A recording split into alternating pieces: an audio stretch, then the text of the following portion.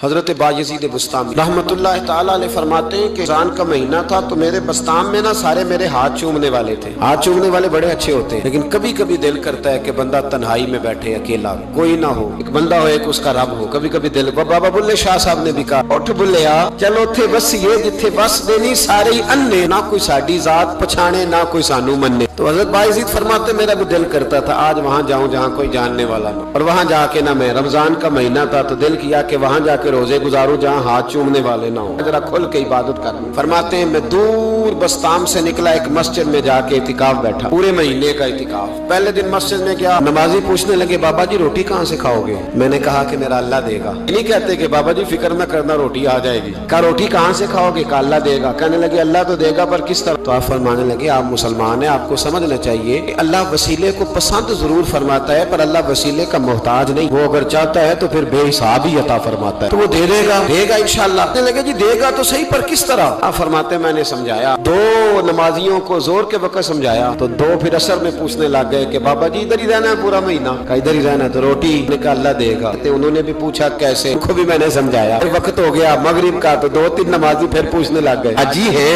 نمازی ہے، صوفی درویش قاری ہے، پر یہ بتا کہ تیرے من کا تعلق بھی جڑا ہوا کہ نہیں؟ تیرے اندر سے آواز بھی توکل علی اللہ کی آتی ہے کہ نہیں؟ یہ بھی تو غور کرنا. حضرت بایزید کہتے ہیں میں تنگ آ گیا. میں نے معلوم کیا کہ یہ ساتھ ہر کس کا ہے؟ بتایا گیا یہودیوں کا ہے. میں نے کسی ذریعے سے ان سے رابطہ کیا یا میں خود چلا گیا. میں نے ان سے رابطہ کر کے کہا کہ تمہارے گھر میں کوئی کام کاج کرنے والی عورتیں تو ہوں گی؟ کہا ہیں. میں مجھ سے پیسے لے لو، بس 2 روٹیاں سویرے مل جائیں سحری میں، 2 شام کو مل جائیں. میں سرکے سے کھاؤں یا کسی چیز سے تناول کروں، 2 روٹیاں مجھے صبح شام پیسے لے لو. ماتے وہ مان گئے. اب میرا دل کرتا تھا کوئی نمازی مجھ سے سوال کرے تو میں ذرا اعلان کر دوں کہ میرا بندوبست ہو گیا ہے، میں ذرا اعلان کر دوں کہ میرا بندوبست. حضرت نے کہہ بھی دیا لا الہ الا اللہ تو کیا حاصل، دل و نگاہ اگر مسلمان نہیں تو کچھ بھی نہیں. فرماتے میں ایک نمازی نے اثر میں پوچھ لیا کہ بابا روٹی، تو میں بول پڑا، میں انتظار میں تھا. میں بولا، میں نے کہا نمازیوں، حاجیوں، درویشوں، رمضان کے روزے رکھنے والوں، صائم الدہر قائم اللیل لوگوں، یہ ساتھ میرے پڑوس میں مسجد کے یہودی ہیں، میں نے پیسے چکا دیے ہیں، 2 روٹیاں سویرے 2 شام مل جائیں. میں نے اعلان کیا تو نمازی چپ کر گئے. اب 3 دن بیت گئے، کسی نے پوچھا ہی نہیں. اللہ، کسی نے پوچھا نہیں روٹی کہاں سے آئے. حضرت بایزید فرماتے ہیں فجر کا وقت تھا، سر سجدے میں رکھ کے میں کھول کے رویا اور نماز پڑھ کے میں نے نمازیوں سے کہا او نمازیوں آؤ دوبارہ سے کلمہ پڑھے، آؤ پھر سے کہیں لا الہ